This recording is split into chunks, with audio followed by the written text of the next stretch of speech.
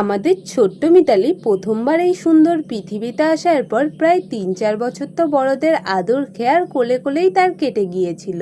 তারপর আসে এই দিনটা, যেদিন মা সকাল সকাল তাকে ঘুম থেকে তুলে চান করিয়ে নতুন জামা পরিয়ে নিয়ে গিয়েছিল পুজোতে। আর এই দিনই মিতালির প্রথম লেখাপড়ার সাথে আলাপ হয়। হ্যাঁ, আমি হাতে খড়ির কথা বলছি। আমাদের হিন্দু ধর্মের প্রত্যেকটা বাচ্চারই লেখাপড়া শেখার আগে বড়রা তাদেরকে হাতে খড়ি দেয় সরস্বতী পুজোর দিন। আমিও ব্যতিক্রম ছিলাম না, আমারও হাতে খড়ি হয়েছিল। এখনকার বাচ্চাদের স্লেটে হাতে খড়ি দেওয়া করায়, কিন্তু আমার আর আমার ভাইয়ের যখন হাতে খড়ি হয়েছিল আমরা তখন এই সরাগুলোতেই হাতে খড়ি দিয়েছিলাম। আগের দিন ঘর গোছানোর সময় সরাগুলোতে চোখ পড়ে, মাকে জিজ্ঞেস করতে মা আমাকে জানায় এগুলো নাকি আমাদের হাতে খড়ির সরা। আমি বললাম আমাকে দাও, কিছু একটা বানাবো। মা তো রাজিই হলো না, অনেক বলার পর রাজি হলো আর আমার হাতে দিয়ে দিল। এখন যেহেতু রথ চলছে তাই আমি জগন্নাথ দেবকেই এই সরার উপর আঁকিয়ে ফেললাম। তোমাদের কেমন লাগলো কমেন্টে জানিও। Bye bye.